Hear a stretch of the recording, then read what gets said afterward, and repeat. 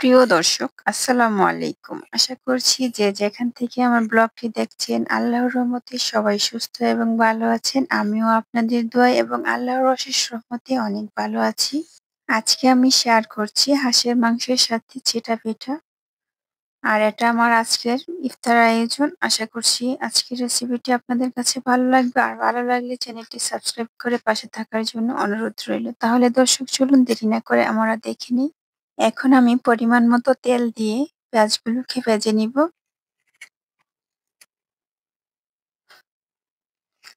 পেঁয়াজগুলোকে ততক্ষণ পর্যন্ত নেড়ে যেতে হবে যতক্ষণ না পর্যন্ত পেঁয়াজগুলো ভাজা হয়ে যায়। আমি এখানে কিছু গরম মসলা দিয়ে দিলাম।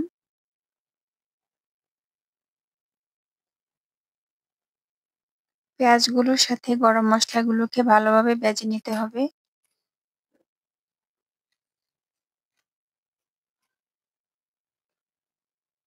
এখন দিয়ে দিচ্ছি ২ চা চামচ জিরা বাটা।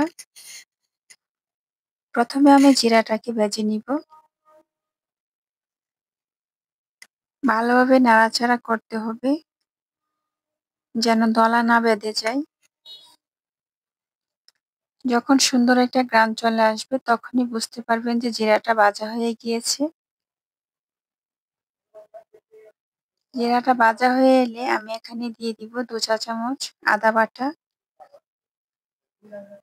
২ চা চামচ রসুন বাটা, ২ চা চামচ পেঁয়াজ বাটা। এখন আমি এই সবগুলোকে আবার ভেজে নিব।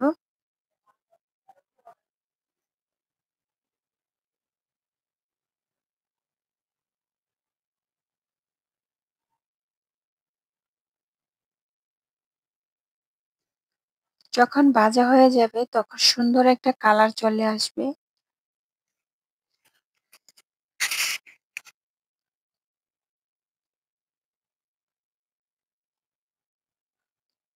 এখন আমি দিয়ে দিচ্ছি পর্যাপ্ত পরিমাণ পানি মসলাটা কষানোর জন্য।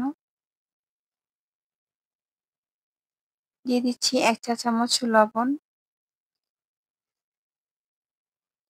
১ চা চামচ হলুদের গুঁড়া, ১ চা চামচ ধনিয়ার গুঁড়া, ২ চা চামচ মরিচের গুঁড়া। এখন আমি কিছুক্ষণ নাড়াচাড়া করে এই মসলাটাকে কষিয়ে নেব।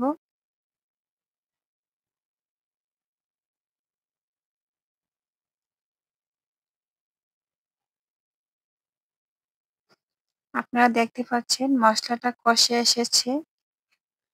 এখন আমি একটু নেড়ে মাংসগুলোকে দিয়ে দিব। আমরা বাঙালি, ৬ ঋতুতে কখন কোন জিনিসটা খেতে হয় আমরা ঠিকই জানি। আর হাঁসটা আমরা সাধারণত শীতকালে বেশি খেয়ে থাকি। আর হাঁসের সাথে ছিটা পিঠা কিন্তু দারুণ লাগে। এক ফাঁকে আমি পিঠার ডোটা তৈরি করে নিচ্ছি।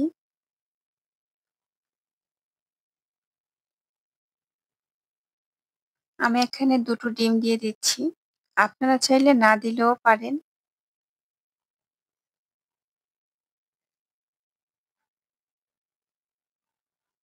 এখন আমি হাত দিয়ে ডিম দুটোকে ফেটিয়ে মিক্স করে নিচ্ছি। দিয়ে দিচ্ছি আদা বাটা আর পেঁয়াজ বাটা।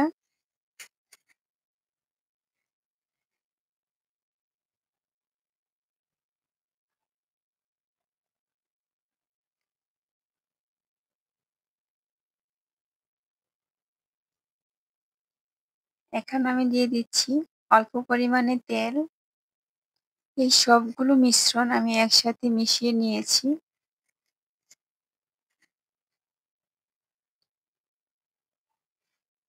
মিশ্রণটা তৈরি হয়ে এলে আমি এখানে আবার চলে এলাম রান্নার কাছে। মাংসটাকে একটু লাড়া দিয়ে নিচ্ছি।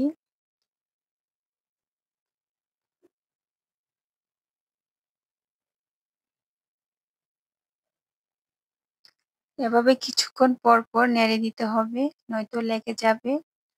আর যেহেতু আমি এটা পিঠা দিয়ে খাবো, তাই একটু ঝোলটা পাতলা রাখতে হবে।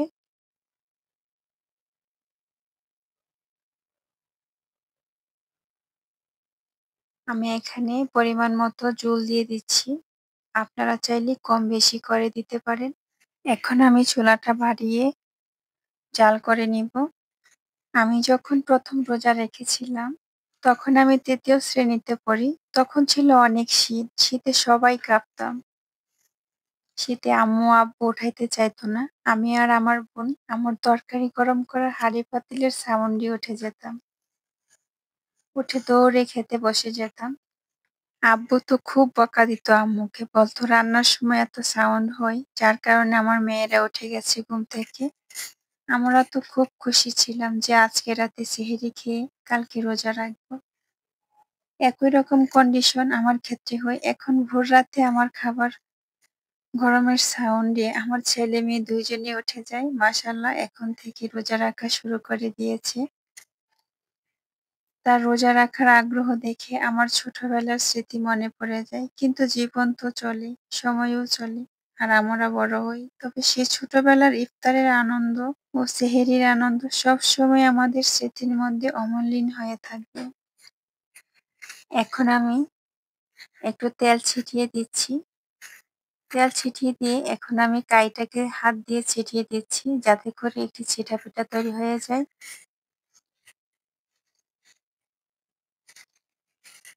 সেহরি বা ইফতার নিয়ে তোমাদেরও যদি কোনো স্মৃতি থেকে থাকে তাহলে জানাতে পারো আমার কমেন্ট বক্সে, তুলে ধরবো অন্য কোনো ভিডিওতে। আপনারা চাইলে পিঠাটাকে এভাবে ভাঁজ করেও উঠিয়ে নিতে পারেন, আবার চাইলে আস্তও উঠিয়ে নিতে পারেন। আমি আবারও আরেকটি পিঠা তৈরি করে দেখিয়ে দিচ্ছি। আমি জানি আমার সকল আপু ভাইয়ারা এই পিঠাগুলো তৈরি করতে পারে। যেহেতু আমি রেসিপি দিয়ে থাকি তাই আমি দেখিয়ে দিচ্ছি।